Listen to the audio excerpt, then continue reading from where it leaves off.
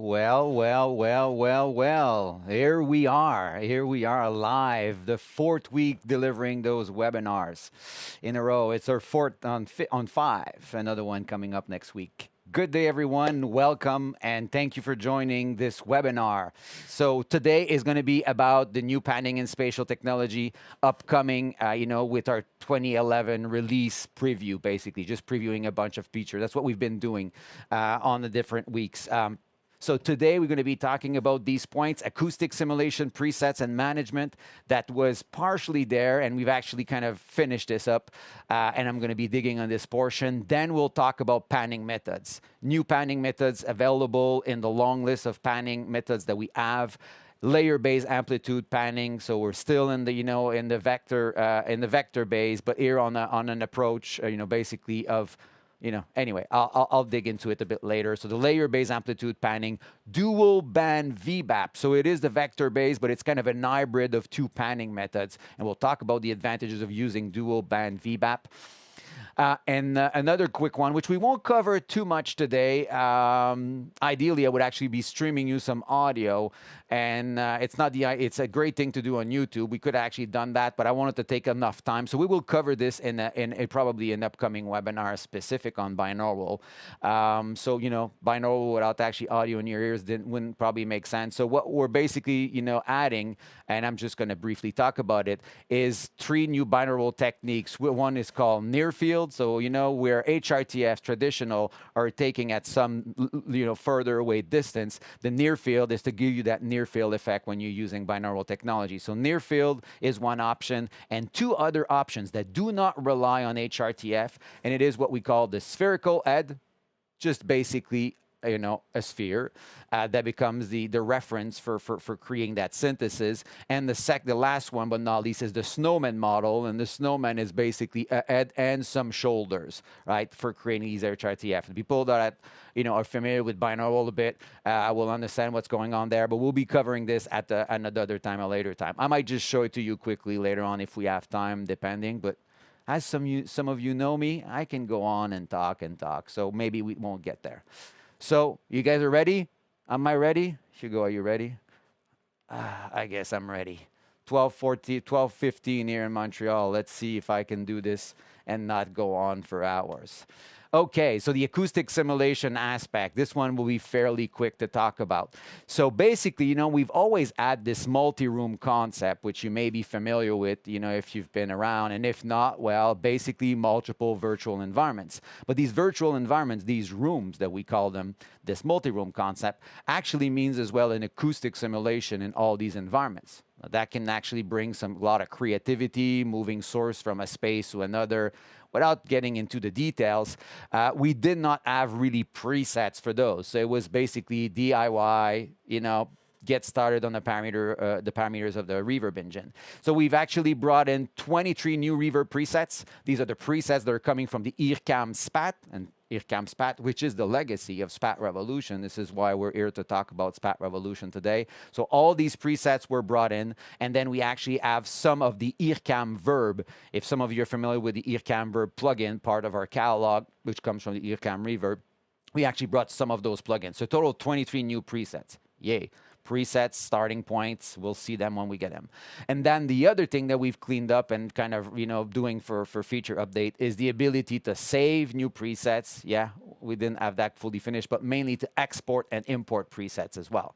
So creating some presets, exporting them, importing them back another project. This is the reverb preset file that we'll be looking at, where you can basically save a single preset or all the actual presets, okay? Important to know as we're talking about the reverb engine, I've put a note there, changing the reverb presets can and will cause some audio artifact. It's not something that you want to do live. Hence why the multi-room concept, multiple environment makes sense, because, changing it in an active room, talking here about the live scenario primarily, wouldn't be ideal. This is not just a standard reverb. This is not just a stereo reverb. This is all loudspeakers, early reflection localized, if you've been following the story of Honor Reverb, right? Early reflection localize a cluster that is partially diffused, that can get localized, and then a tail that's completely diffused. And obviously, if you've got 64 speakers, yeah, you can imagine when you're doing major changes on the Reverb engine, it can have some audio artifacts. So without further here, let me actually just switch the screen. And what we're going to do here is I'm actually going to go into SPAT. And I'm going to connect back with you guys in a quick second. Okay. Let's do that. Can you see me? Yeah, you should be able to see me. So here we are. We are actually in SPAT Revolution. I am inside the room. I chose one of those rooms there on top, and you'll see me work on that session all the way to the end. I just picked one room and actually chose the reverb engine section. And the reason I wanted to show you the reverb engine, well, is to talk about these presets. So here they are in the pull-down menu, various presets that have been, ported over to the system, being, the Vienna concert hall, a cathedral, a football stadium, a small toilet, a stone corridor, some of the kind of the start points to give you an acoustic simulation. And now, obviously, we've talked about the fact that we can start to save. So as we're going to be, choosing an actual, preset, and we'll start to modify it. You see the current preset has been modified. We can actually be able to tweak this preset and actually do a save as and actually make it, the Hugo preset, for example, right? So quite simple there. We've got the new preset. Our new list is containing that Hugo preset.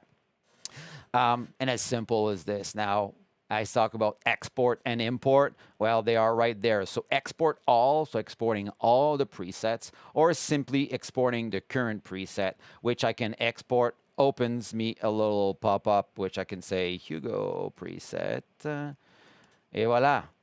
Then if I need to import it back in a project on a new session or another system, I can go import and simply choose that preset and go open and bring it back, right? Quite simply, there's no, not hours of conversation to have about this. But feel free if you have some questions, and you're curious about the acoustic simulation that's going on there. If you're looking at those parameters, if you haven't played with the software, if you're looking at those parameters, you'll actually see that some of the terms that we use are actually about perceptual factors or perceptual, and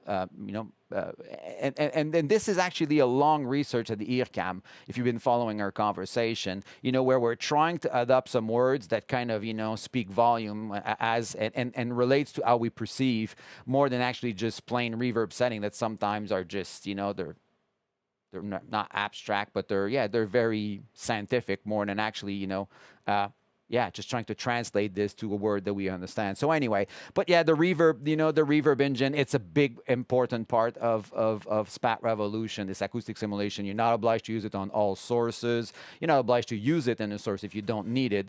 But as you're starting to move distance of objects, right, this reverb engine comes and glue everything together. It brings a sense of reality. When you're in binaural, for example, it just, I like to say, glues everything together. So that's our little kind of presentation on the reverb presets and how they're being managed. I don't think I'm forgetting anyway. There's a reverb button. You can reverb after a modification. Quite simply rename, save as, all things that we are fairly simple. Sorry for the squeak of the chairs. I don't know if it's bothering you, but it is bothering me anyway. Okay, so let me actually switch back to the other part of the presentation. Okay, now let's go and talk about this new panning method that's called dual band VBAP, or dual band vector-based panning, VBP. And what dual band VBAP is, it's basically like it is for VBAP and VBIP and all these vector-based or amplitude angular style panning. Dual band is basically available for 2D and 3D arrangements. Works for both. And what it is basically, it is, kind of a hybrid of, VBIP and VBAP. What the difference between VBAP and VBIP at the base, intensity versus amplitude panning. That's really the key point about those differences. And, the similarities has to do with the fact that VBAP implements it more from an energy-based perspective. Speaker energy is typically what we refer to. And what we have found with VBIP, and interesting, VBIP is actually some work, and I hope I give the credit properly on this one to the IRCAM, to the IRCAM specifically, and Jean-Marie Pernaud that worked on VBIP. And the results and what we've been finding is VBIP actually, appears to better localize content above 700 hertz, to perform better above 700. So basically, if you kind of put the maths together, the dual VBAP opportunity here is to kind of take advantage of, using amplitude type panning under 700 hertz and the intensity, the VBIP style above. Right, so that's really what it is. For having played with this personally, they're very subtle. But I mean, from from an intelligibility perspective, when you use VBIP against VBAP, for example, definitely something that happens on the vocal range, some of the intelligibility, and that's what I've personally experienced. It's fairly subtle. It's not like but that subtlety actually plays very nicely in refining something. So now with dual VBAP, you kind of get both best of both worlds, if that makes any sense. Obviously, I cannot make you listen to this really, so it's about presenting it more than anything. You will see it in the panning option as we get back into SPAT a bit later on. Now, just as we're starting to talk about vector-based panning, and we've covered this in the speaker presentation, or the dealing with speaker arrangement presentation 2 weeks ago, but I wanted to kind of bring back some of those realities to the table. So we are kind of in line, and that kind of helped me introduce some of the other panning methods. So when we're dealing with vector-based panning, we are kind of constrained with some of the elements. For example, the listener needs to be inside what we call the convex all. Basically, you've got to be surrounding, the listener on these systems. You cannot use just a line of speakers, right? I talk about this here. A collinear system is not allowed. And collinear is something we'll talk about today. We'll be talking about WFS, so a line of speaker.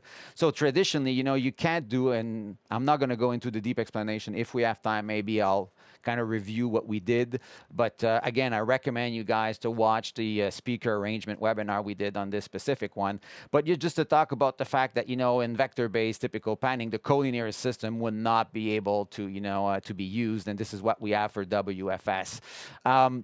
But yeah, back to some of those rules, right? In a 2D system, you're looking at a planar system. That's at the same elevation at the sources, and that's it. That's all. And again, surrounding the listener with speakers and with the convex all. And then when you're moving to a 3D, you're basically adding some speaker sources, with some elevation, creating another layer, multiple layer, creating these domes. I mean, I say above or below, right? Positive or negative elevations. Now, again, we've got to be respecting, but yeah, you're basically, again, it's just surrounding listener. It's the bubble around, right?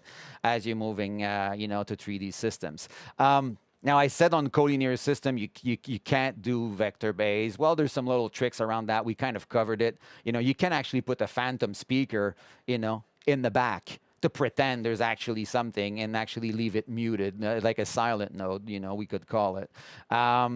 So that is, kind of a little trick that I showed on this for people that want to use, for example, a vector-based amplitude panning on a collinear system on a line of speakers. Little important thing here is no coincident speakers. What do we mean? We cannot, in these, vector-based panning, actually have in 2D another speakers at the same azimuth, so at the same angle. It's angular based, right? You cannot have two coincident. And if we're in 3D, same azimuth and elevation, right? Same concept. Little rules that we've applied there. And the reason I kind of wanted to talk about this is, I've introduced the concept of triangles. That's exactly what it is, if I get to go back in SPAT, you'll see, an image that kind of shows these triangles, right? Listener, the relationship listeners, to the speakers, in the system. But when you actually got a linear system, you have, you don't have the ability to have triangles everywhere. Maybe hard to follow as I'm not doing the full presentation, but that just brings me the triangle conversation, brings me to talk about the fact that when you are in 3D, we are starting to triangulate. Triangulation happening, meaning what? Meaning that, in vector-based panning, typically by default, two speakers, well, if you're on a speaker with a source, only that speaker is active. But as you move the source, you're basically going to be, panning over these two speakers, two active speakers, as you're moving, like pairwise panning. Between those two speakers, and that's fine. That's the 2D work. But as you're going to start to elevate the source, we're going to have what's called a triangulation, meaning a third speaker on the elevation will get picked up.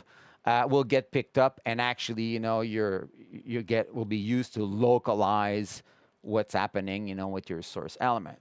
Why do I want to talk about triangles today? It helped me introduce the next point, which is the point that has to do with the challenges of elevation. And the triangulation that's happening may actually not position your source exactly that you want. And mainly if you have an actual source that's moving with some elevation, that triangulation can actually be unstable a bit in some ways. And there's ways to stabilize that. And that brings us to talk about, well, the challenge of triangulation. And let me actually just get back into SPAT and we'll kind of start to talk about this and then to introduce layer-based amplitude panning. Voila. Okay, everyone is doing good? I hope. I hope. Let me just prepare on this side. Make sure all is good before I fire something up. Yeah, I think it's looking good. Just 1 second. Voila.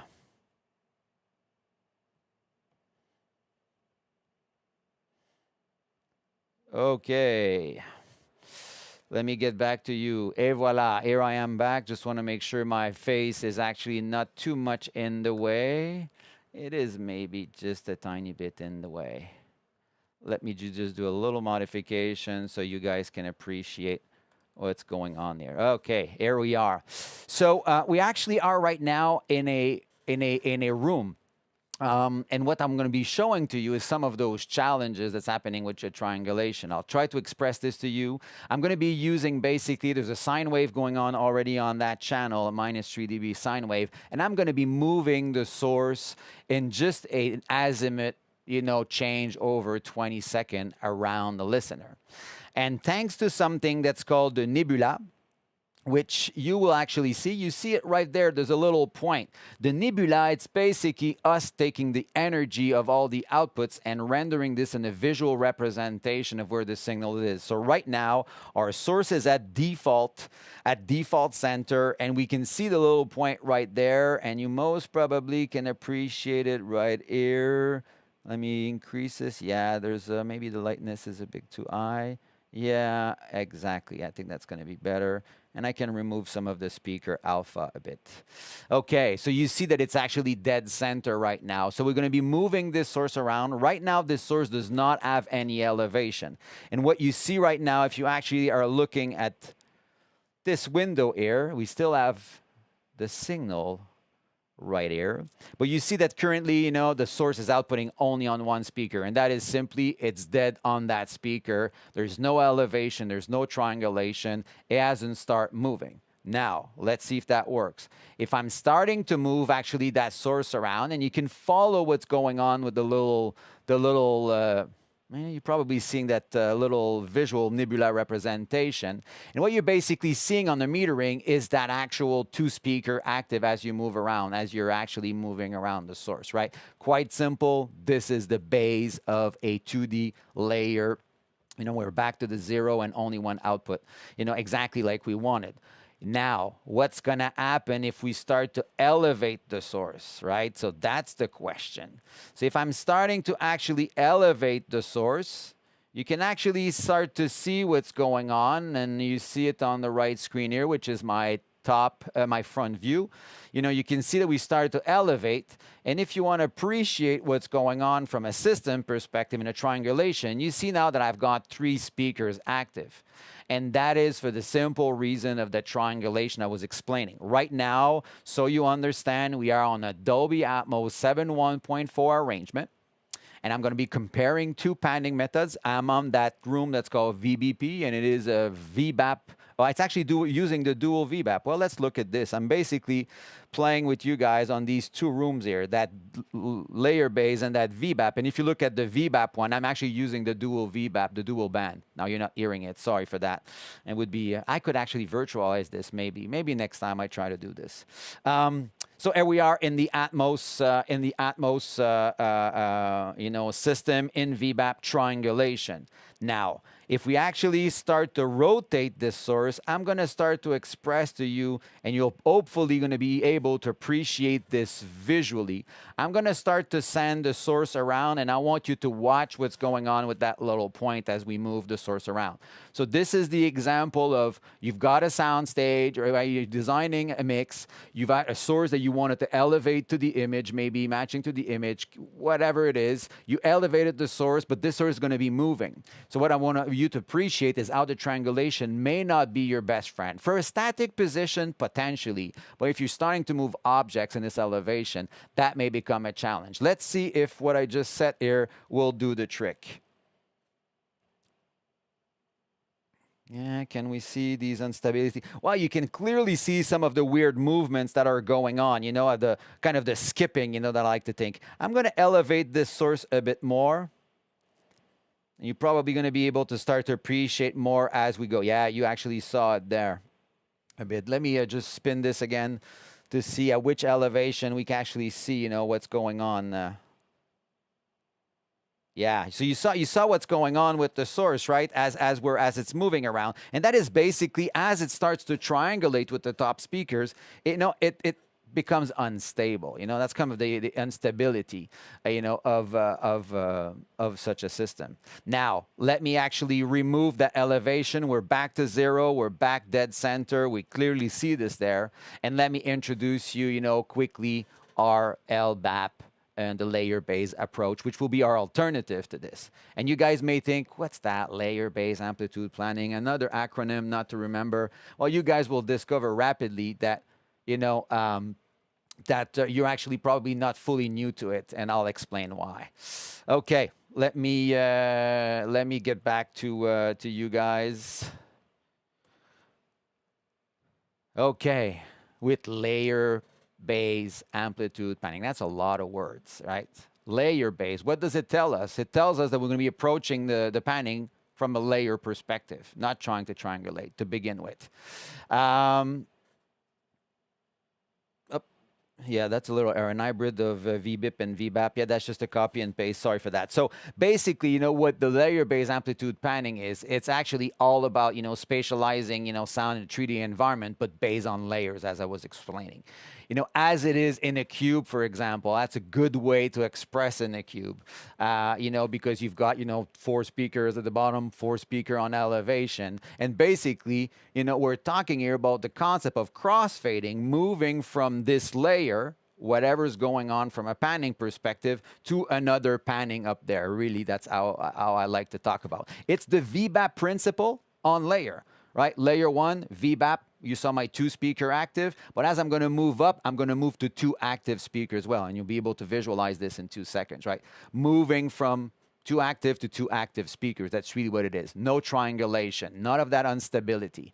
And almost any sets of speakers can be used because we actually are, you know, are not. So, you know, there's more flexibility as well. Some of the rules that I was telling you are not applying to this without getting into the details. And why do I say you're not new to it? Well, quite simply, when you actually been, you know, panning in Dolby Panner, that's exactly what's happening. They're not triangulating. And obviously, because the guys in Dolby Atmos in the cinema world, for example, are doing a lot of movements, these triangulation would potentially create some misfiring or mislocalization. So the layer-based approach is actually what is used at, okay? And it brings that stability to objects when they are in movements.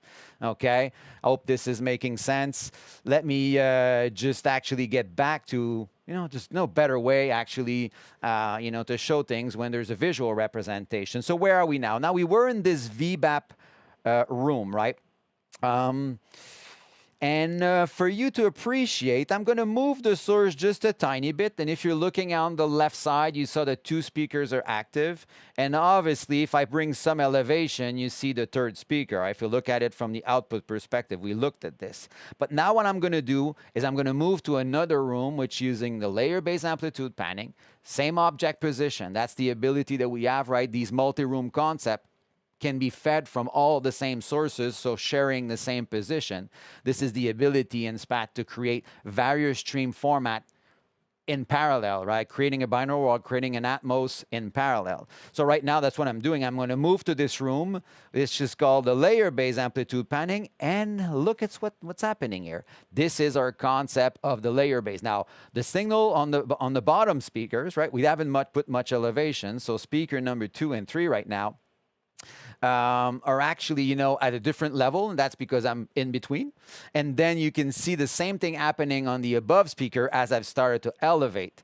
And if we actually, you know, kind of look at this live, you know, if I'm killing the elevation, you could see it maybe on the left side, and I'm starting to move the elevation, elevation, elevation. You will see the crossfade that's happening, and at one point, only those two, this layer will be active, right? Crossfading. Isn't that more, is that stable and clear? I hope so. I hope so. So let's try to reset 0 azimuth, 35-degree elevation, and let's see what this move does to us in actual LBAP. If it's working, yes.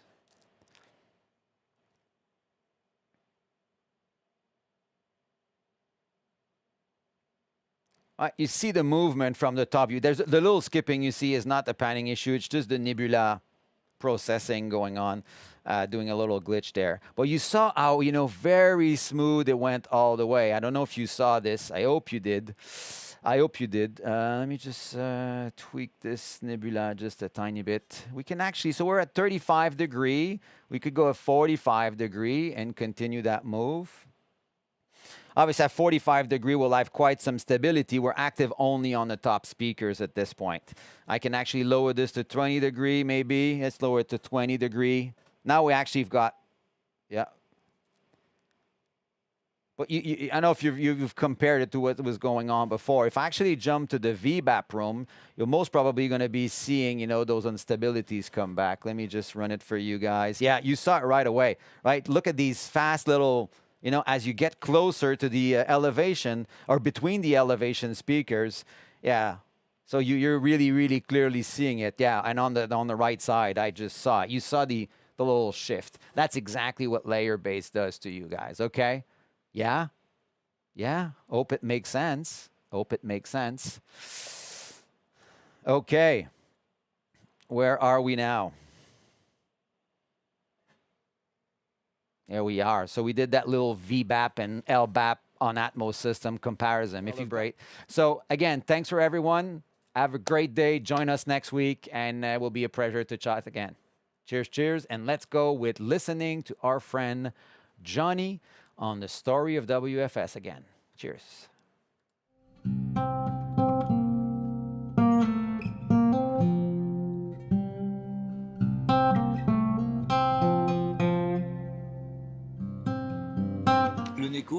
The Neko Light Orchestra, the musical collective, had the idea of doing a marathon. The Neko Light project is really interesting because there are so many musicians on stage, up to 13.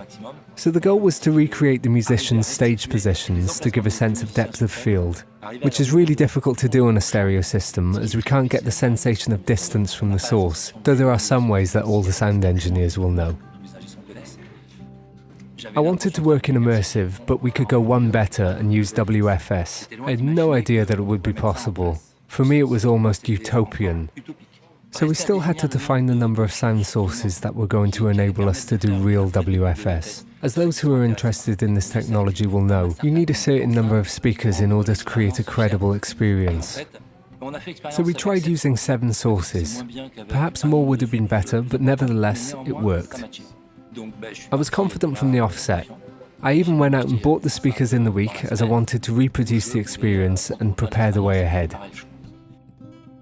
Regarding the sound system, I used Karas in 7 clusters of 4 attached to a bridge in front of the stage, as well as Kivas in 7 stacks of 2 stacked on the stage. The Kiva stacks, of course, were on the same axes as the Kara clusters. For the mics and consoles, I used 2 Rio 3224Ds, a patch with 60 ins and a CL5. The appeal of the CL5, of course, being the Dante network, which allows us to interface the SPAT Revolution on the MacBook Pro with a virtual Dante sound card. Using the direct outs, I sent nearly all the sources to the SPAT Revolution, excluding the more complex instruments that require several mics, such as the piano, the harp, or even the strings, on which I always have a DPA and a pickup. So the SPAT Revolution was receiving 50 audio channels, with SPAT's WFS audio engine itself generating 7 more that were attributed to each of the Cara clusters or Kiva stacks. The audio paths of the Dante and the SPAT Revolution passed through the Rio and hit the LA racks in AES.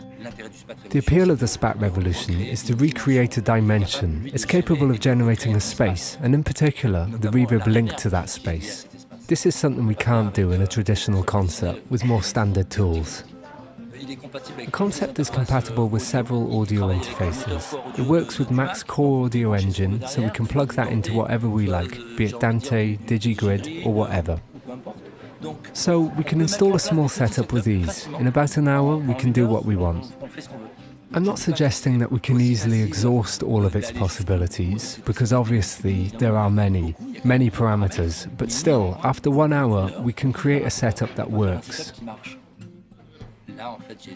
I have to say, I couldn't believe it. Straight away, the sensation is incredible, because we can make the sound sources all but disappear. Obviously, we're used to hearing the sound coming from the speakers, which is still the case, of course. This isn't magic. However, the speakers themselves disappear behind the sound field, that famous synthesized sound field. It's no longer the console doing the mixing or the summation, it's the SPAT. And the SPAT doesn't just do left-right summation, the SPAT does a virtual summation in a virtual space.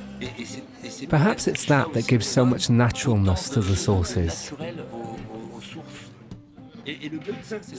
That's the goal, in fact, to ensure that people are moved by the artist's emotions, and above all, to ensure that instead of having 15 or 20% of the audience in the centre with good seats, you know what it's like.